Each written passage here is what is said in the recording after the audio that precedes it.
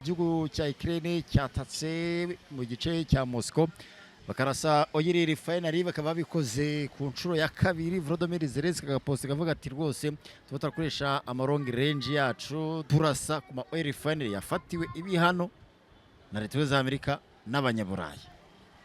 Ni igitero kibaye ku nshuro ya kabiri.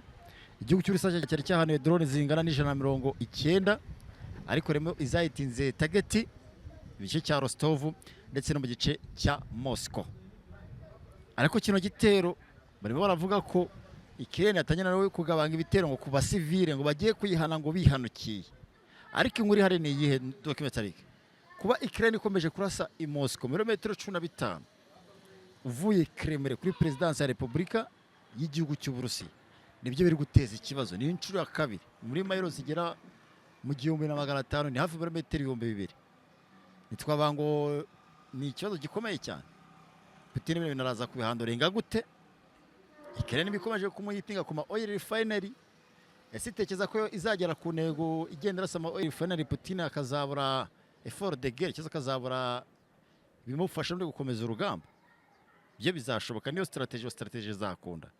Ukabona n'abantu bari kwibaza ko bati kuki batagaruza ibice batakaje aho bakomeza kurasa ama oil refinery y'igihugu cy'Uburusiya. Twavanga amaherezo na yahe niba komeza kuyarasa bazagera ku ntego. Putin nawe kwihorera ko ariko bidakuraho ingana zitunganya ama long range y'amadrone nanaterarize nabyo twabyite sheki. Urabona gute documentary? Urakoze cyane Kenny n'abakunzi bacu. Nyuma yaho batangiye guproposa peace deal kuri Iran na Amerika, ni uburyo strategique bashaka kugira ikibazo cy'Uburusiya na NATO. Ntabwo ngiye mvugamo Ukraine, ikibazo Uburusiya bufitanye na NATO cyane cyane ibihugu by'i Burayi bakoresheje igihugu cya Ukraine kugira ngo kitirirwe ibyo bintu. Urabibona? Ariko ntabwo ari Zelensky, ntabwo ari Ukraine ubushobozi bwayo mbere y'intambara invasion Uburusiya bwakoze kuri Ukraine n'ubu ngubu ntabwo ubushobozi bw'igisirikare cya Ukraine ntabwo bwari buri kuri ya calibre. Byango byaranagaragaye no mu myaka 3 ya mbere y'urugamba. Muri uyu mwaka wa 4 ndetse usaga nibwo NATO yabishyize mu nshingano na Leta z'Ubumwe za Amerika, kandi Zelensky yabikoze nyuma y'inama ya G7 iherutse muri iyi minsi ishize. Bamwemereye ko na Trump aramubwiye ati birakwiye ko twongerera imbaraga Ukraine, ariko niwe babivuga kugira ngo Putin aze kumeza ibiganiro yumva proposal y'igihugu cya Ukraine. Ariko n'Uburayi ntibikaje bimvuna mu bwonko ni NATO. Donc ibyo Putin natimwe impoza abyemere biciye muri bino bitero shuma bamugabaho. Ariko subiza icyo kibazo warusorejeho nyuma yo kubidevelopa mu buryo bwimbitse cyane kugira abantu babyumve hakiri kare. Turi muri electronic warfare. Iyi electronic warfare yifashishwa ama missile ballistique. Missile ballistique ikifashishwa n'aya madrone. Ndakubwiza ukuri Kenny, Putin ari umuntu wagambiriye kugaba ibitero Washington DC akoresheje missile na drone atitaye ku ngaruka bimugireho. Urumva yabikora. Yego. Izitru cyangwa force. Niko kuri yabikora. Igihugu yabikorana cyane rwose. Kambibutse ibintu mwe muyitirana. Igihugu cyose gifite abonema ya satellite ifite imbaraga. Urumva kikaba gifite ama missile n'abayakoresha, kikaba gifite amadrone n'abayakoresha. Nta hantu kuri iyi si batagaba igitero. Aha ukuri niko kuri. Ibyo rero ni ibintu utavuga ngo Uburusiya ni igihugu kiri isolated. Ikiri kintu buri abantu batabona, Uburusiya ni igihugu gifite ubuso bunini cyane, gifite kilometero kare zirenga miliyoni 17. Ngambwira ukuntu ushobora gukora ya defense yo y'igihugu gifite kilometero kare miliyoni 17. Ubwabyo ya defense ya Leta z'Ubumwe za Amerika miliyoni hafi 9,800. Yego. Barimo barategura triliyoni 3.8 3.8 yo kubaka Iron Golden Dome. Yego. Nibirasaka bakubwira ko irondere naho hadasakaye ariyo Kingdom ubwayo. sesura uc'abana.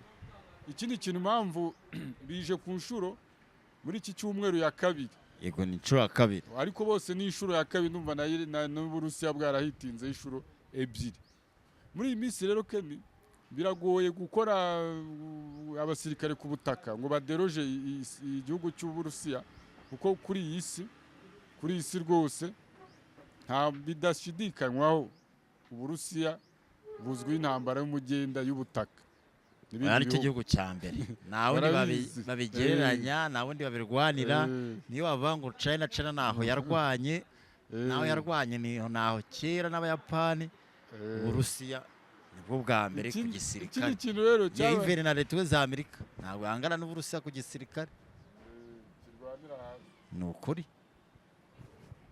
Indi konfizere ate abantu babreminga Putin, nubwo ngiye ntamuvugira.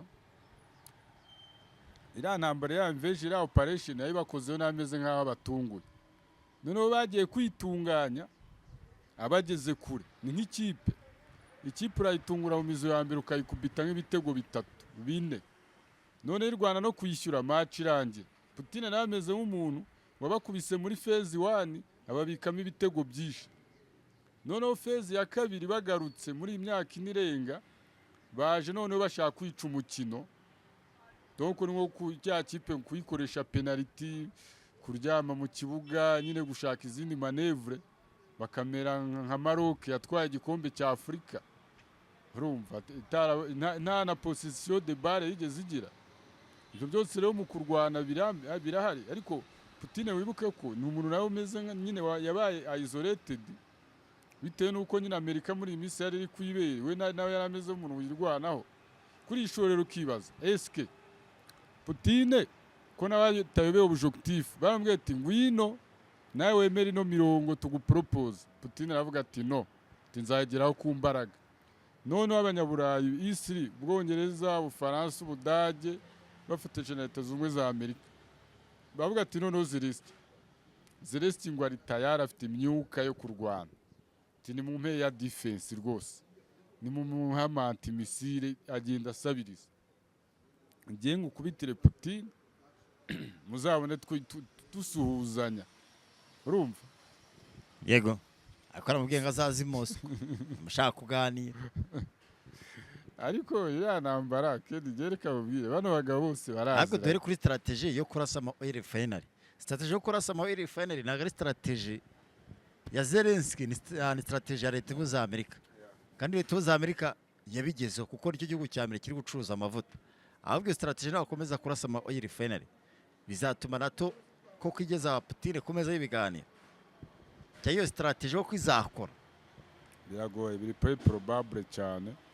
Kuko ntabwo wamenya umubare w'ama oil refinery Uburusiya bufite, nta nubwo wamenya plan bari gukora. Bashobora kubona none bari kuzikora munsi y'ubutaka no kuyisana oil refinery ntibitwara n'igihe. Abantu bagiye babimenya nanone ntibumve ngo barayirashinga isiva mu kazi rikarekare gakiye kuyikubise misile. Turiya n'utuntu barayikubita n'undi iminsi 3 icyumweru kimwe babayisanye. Oyije ikubita ari amatiyo biriya bitembo, ariko umutima wayo buri ahantu hari kwakomeye cyane, kuko bifite ibyumba byinshi cyane. Ntabwo bavuga ngo urayinetralije burundu, bahita bongera bakabiseta. Kubera ko n'impamvu mbivuze nko muri Iran, uruganda rwa mbere rwa petrochemical rwa Sofpazi bari kurusana bageze kuri 90%. Nibwo ruganda Israel yarashemo amamisire barafatikanaje n'igihugu cya Qatar, babamaje kurusana 90%. Reba igihe gishize kandi barugorejemo amamisire kugira ngo baronetralize. Nasabwo urumva koreza amadorone, urumva bituma refinery bayisenya koko. Kandi ntambara nimbi, ariko urigira objectif nyinshi na resultat nyinshi. Putin bo bamurasa kuri oil refinery, baba bavuga ngo Putin imbaraga zihabwa na gaze na petrol, amabuye y'agaciro n'andi acukura ngo muri Ukraine no mu binyampeke. Bavuga ati rero tujye tugaba ibitero ku ma oil refinery ya Putin niyamuhesha amafaranga, abanza bireke. Kiri kiyongera oil refinery zo muri Burusiya zifitemo n'abashoramari bo muri Amerika, i Burayi, ku isi yose. Urabibona? Yego. Icyo kintu kiza kivuguruza abantu badashyigikira Amerika n'ibihugu bitatu by'i Burayi kugira ngo bahagarike Putin. kuko bavuga ngo effort de guerre iva muri iki, iva muri ibi bintu bya gaze na peteroli Putin exportinga hanze, ni no kugira ngo bamukure ku isoko. Dore uvuga ngo bamaze kuzisenya Ubuhinde se bwarangura gute? Bwarangurira Ubushinwa bwarangura isigaye gute? Urumva? So ubona ko bazakomeza bapezanye muri iyo situation, habemo ampezema kugeza igihe Putin wenda ari byo azabemerera noneho bahurize hamwe. Gusa nuko Zelensky azana izindi mpamvu, ariko nanone kweretse ko abanyaburayi nanone baba bakora ingamba z'ubwirinzi muri Ukraine mbere y'uko ibitero bigera mu Budage, mu Bufaransa, mu Bwongereza. Yego. Nkabona rero ari intambara y'iteka, no kuzibera under fire, no kuzabira n'uburyo cy'abantu bagomba kubera muri situation y'izi ntambara bakazimanaginga muri ubwo buryo, nta bundi buryo bushoboka. Ariko Putin bitegure igitero cyo kwishyura. Retaliation ntabwo bikiri inkuru, ahubwo nagira ngo nkubaze kuki Putin yakoze retaliation zino long range z'amadrone za Ukraine. Ni amaprojectile, ntabwo avuga ngo ni misile, ni amadrone, ni umwihariko wa Ukraine nanone.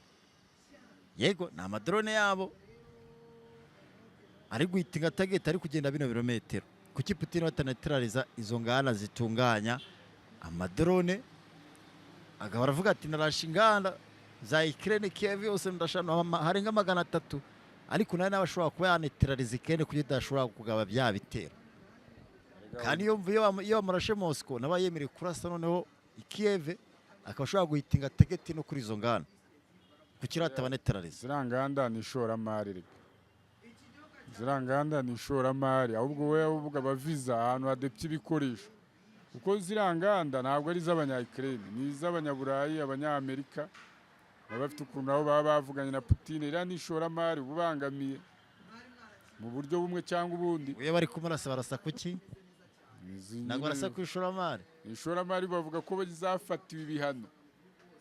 Ya peteroli yafatiwe ibihano. Mbega babangiza ishoramari, guca intege abashoramari bo mu Burusiya. Yaba ari weakness ariko. Umva ntabwo baba barwana nka Iran. Iran nimba irwana ibyo bintu bikompare. Kuko urumva gucyo bisubije, nimba Iran yararasa ikarasa mu bigo by'abara bikarasa everywhere. Niba barashe ku nganda zitunganya ibyuma aho ziri hose baraharasa naho haretse buza Amerika bakanabamenyesha. None uri kuvuga ngo Putin we ngo naza kurasa inganda ngo nizabanyaburayi ngo nizabane nabandi, izo barasa kuri ni za leta buza Amerika, ariko nibajya kuvuga ngo zirimo share zande ngo nande kubera ko rega ni mu ntambara cyeka ni intambara y'Ukraine n'Uburusiya atari intambara, ari intambara bumvikanyeho. Icyo ndacyemera ko na Putin amurasa kuri RFN nibwo zari z'ubusa zafata ibihano, bafata ibihano nande izo nganda nagazo zo gukora misile cyase n'amadrone amurasa. Nadakugiye gurugiye abantu benshi babona wenda bamwe batari bazi, ni kubera iki se ubona Steven Witkoff ari we muntu uri muri izi deal kandi akabona na Putin 1-1, akabona na Trump 1-1, akabona n'abanyaburayi 1-1, akajya no muri Middle East 1-1. Egi nambara kubiyemo ibintu byinshi mwe mutamenya. Nuvuga ngo Steven Witkoff ahuza abashoramari bafite imari muri ibyo bihugu byose kandi birimo kurwana. Ahubwo kubimanaginga nyine niyo mpamvu uzabona projectile izo target hari aho zifata ahandi bakayirengagiza biterwa. Ariko muri Iran, ikesi ya Iran ntabwo wayihuza n'Uburusiya na Ukraine, kuko Uburusiya na Ukraine ubona ko ari muri gahunda yo kwiyumvanamo imbaraga. Ntabwo bavuga ngo regime change Moscow ngo Amerika ngo izagena uzayobora Moscow. Ibyo byo rwose ntabwo Putin, ntabwo Uburusiya buragera kuri iyo level. Urumva niyo mpamvu noneho Iran nayo noneho intambara yise yishyira ku rundi rwego mu bijyanye na energy kugira ngo abantu bose bakangarane, na cyane cyane ko Iran utavuga ko ari abashoramari b'abanyaburayi benshi bari barimo, uretse wenda nk'Abashinwa nibo bari barifitemo. Ibindi Iran iripevera, ishoramari ryinshi ni irya leta n'Abarusiya. Ngira ngo urabizi abantu benshi baba baratinye gushora muri Iran kubera gutinya ibihano bya leta zunze ubumwe za Amerika, kandi n'abari bataranizera imbaraga za Iran mu guproteja umutekano n'ubusugire bwayo. Ariko aho ibigaragarije ubushoramari rigiye kujya muri Iran cyane kurusha no mu bigobe by'Abarabu. Buriya icyitwa ishoramari kiba kava n'ikintu kijyanye n'umutekano. Umutekano muke mu karere ahantu runaka, ishoramari ritarigenda. Umutekano uri full package, ishoramari ritaryiza ryisukirana. Nubwo ubona Uburusiya buri under fire, umushoramari wese yizeye ko Uburusiya byose bugifite umutekano. Kandi utirengagije ko Uburusiya buri kurwana n'ibihugu 80 hafi na bitatu. Ese ubwo Uburusiya uko butagerageje Ken? Nkuko n'ubundi igihugu cya Iran nacyo cyarwanaga n'ibihugu 83. Ahubwo bikenewe kuba abamambure ba BRICS basco none baba active, ko byavuga ko ari inama Putin n'ubundi yari iri Moscow, ni bari ya Kazan, ni bari hari inama yari yahuje abayobozi bo muri Aziya kubera Kazan. Kazan. Urumva Zelensky abavangiye bari no muri iyo nama. Ariko Zelensky akomeza avuga ko ibitero bigamije kugira ngo Putin aze ku ntebe y'ibiganiro yemera propose. So ikindi kintu kishakishwa bashobora kukigeraho cyane intambara igaproronja. Baravuga ngo Putin yakiye ibihugu byo mu majyepfo y'Iburasirazuba bwa Aziya. Yego. Ije noneho ije ikurikira inama ya G7 yari yabaye.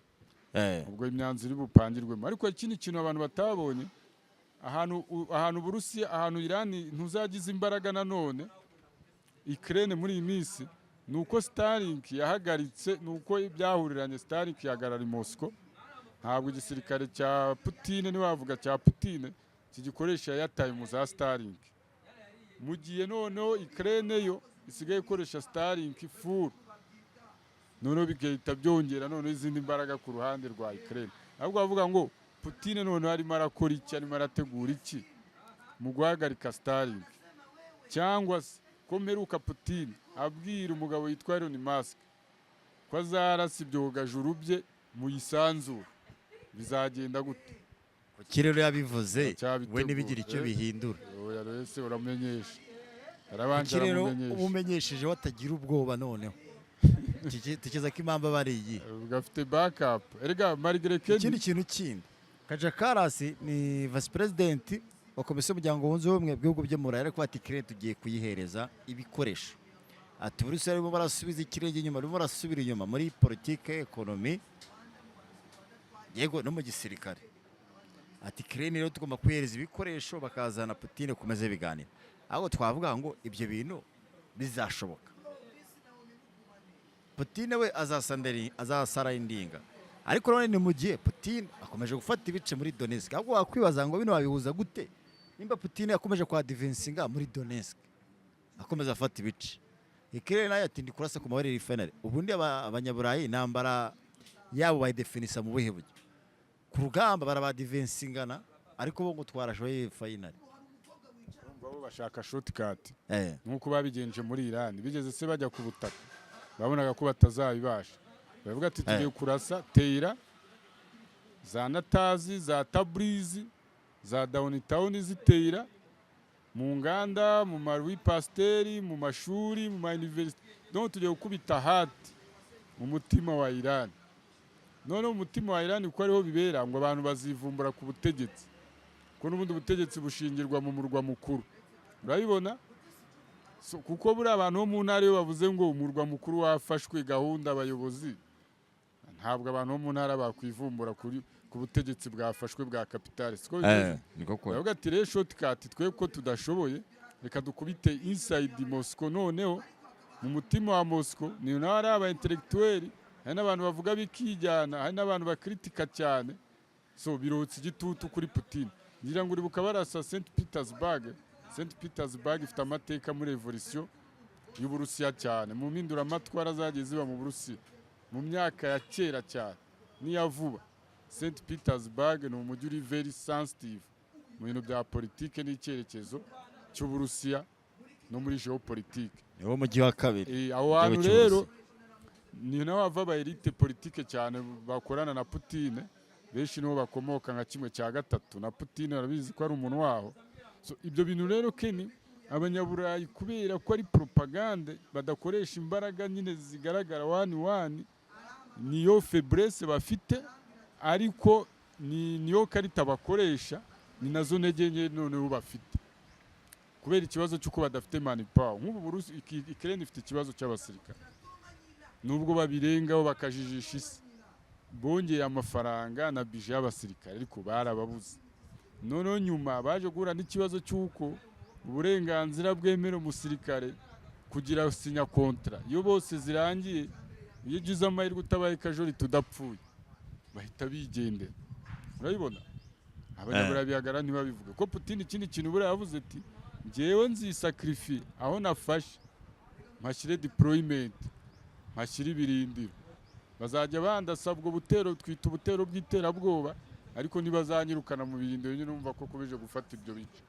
So urumva rero kumurasa Moscow komeza uvuga ngo kurasa kuri Moscow n'amarawoire rifanira buri kimwe ntibizakuraho intego y'Uburusiya kuri iki kibazo.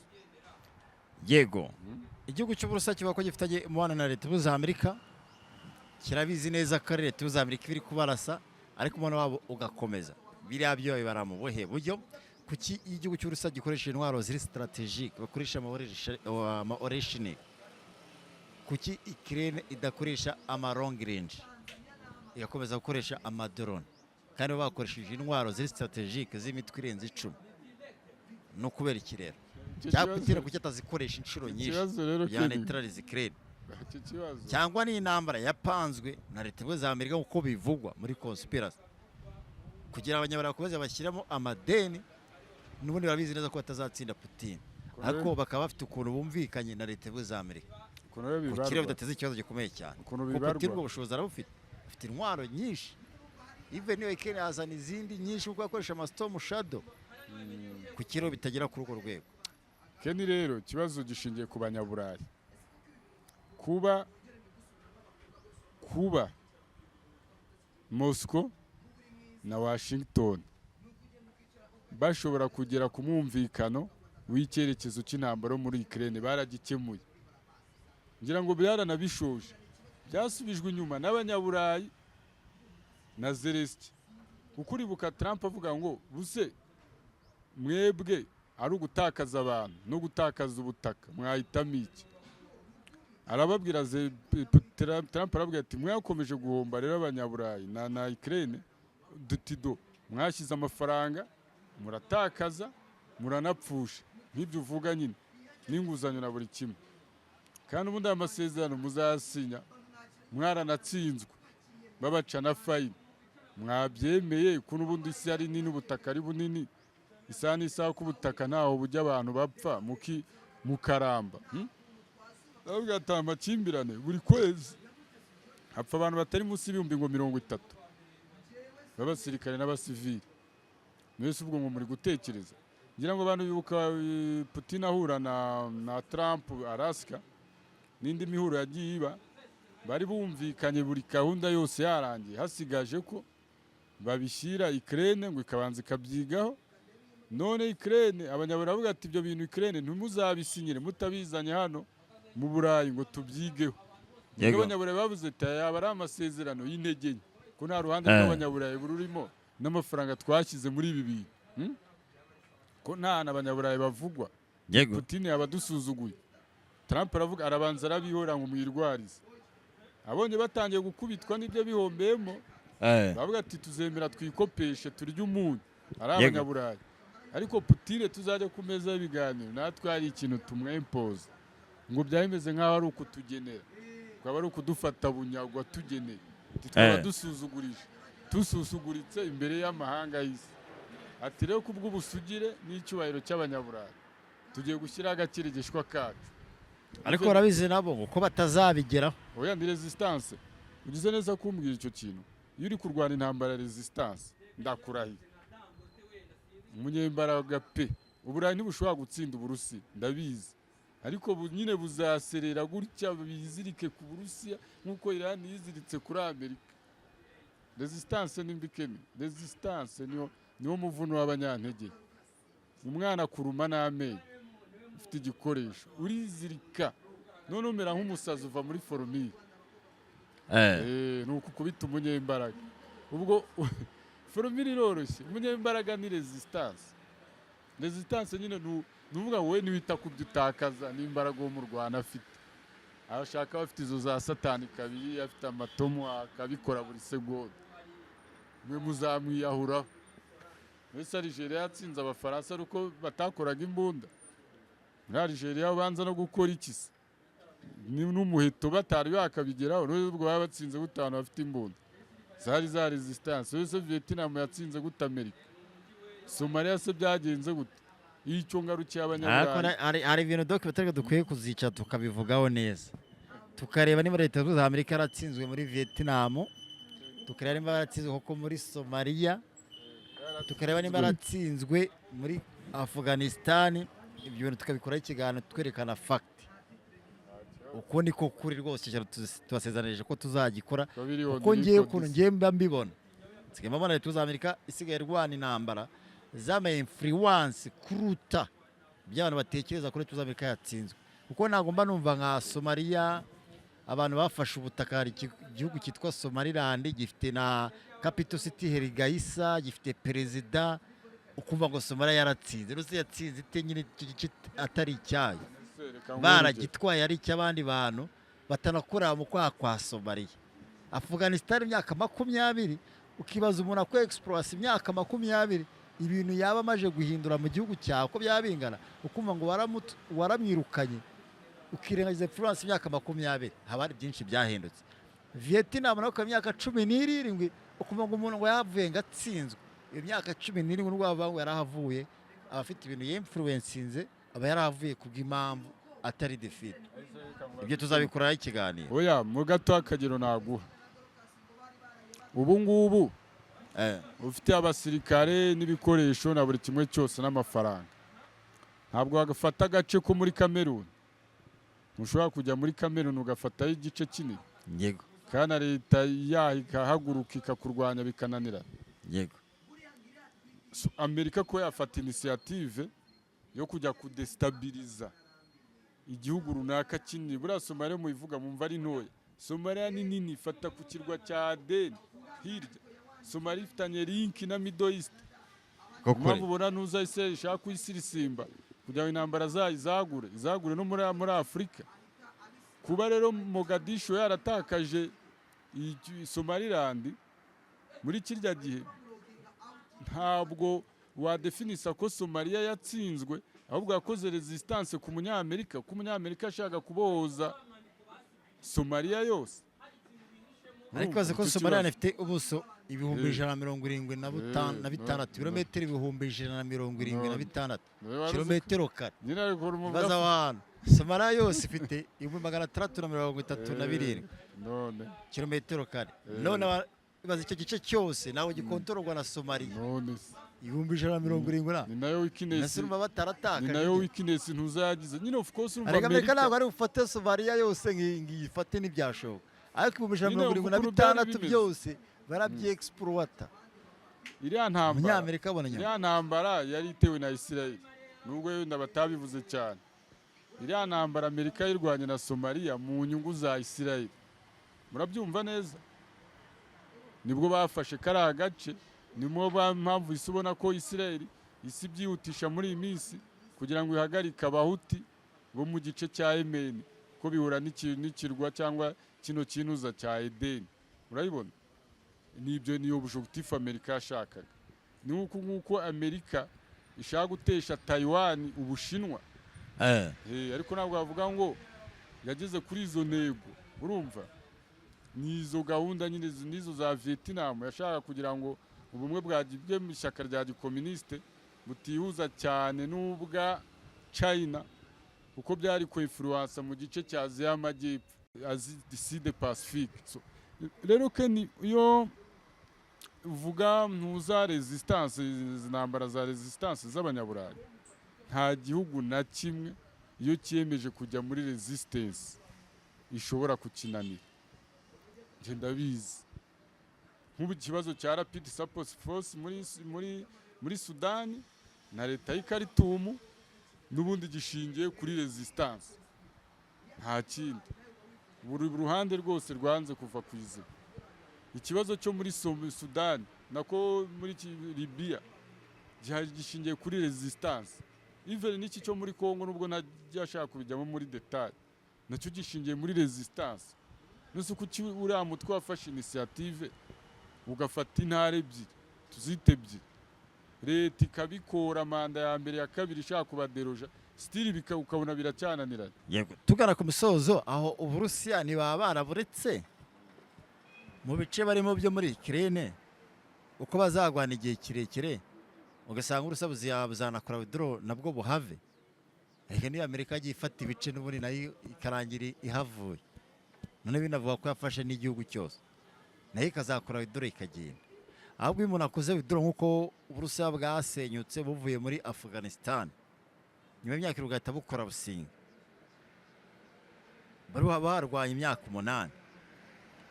Icyo gihe imyaka 8 babuhavuye nta kintu bucyuye bwo bukoze withdraw gukora withdraw nanone nta kintu bwacyuye aho Uburusiya bafite akanya ntibahe exploiter ntibacukura mu y'agaciro n'ibindi. None se bibaye bigenda gutyo na Amerika ari gutyo yabikoraga ubwo se batabari inyungu usanga n'ibikoresho batakaje n'ibindi byose bari barakuyemo amafaranga aruta ibyo byose bakigendera. Wibaye barangintsinzwe cyane wini situation cyase baba babivuyemo bibaragute. Keni iki kibazo mbere ariko yo kukigusubiza hari birabavugaga by'amaronge range. Ukraine ntabwo iragira inganda ziri ku rwego rwo gukora ayo maronge range ari strategique. Kandi bivugwa ko mu masezerano ibi bihugu superpower byasinyanye bavuze ko ngo bitemewe bitera na riske guha nk'igihugu Ukraine intwaro zikirenza ubushobozi uyigereranya n'igihugu kirusha ubushobozi Ukraine. For example iyo uvuze ngo Tomahawk zajya zihagurukira muri Ukraine zivuye muri Amerika siko bimeze baziturikirize mu Burusiya. Mu Burusiya hose wayohereza yahitinga ariko se waba yibagije ko Uburusiya buzikora ndetse n'izirenze izo hafi mu Burusiya.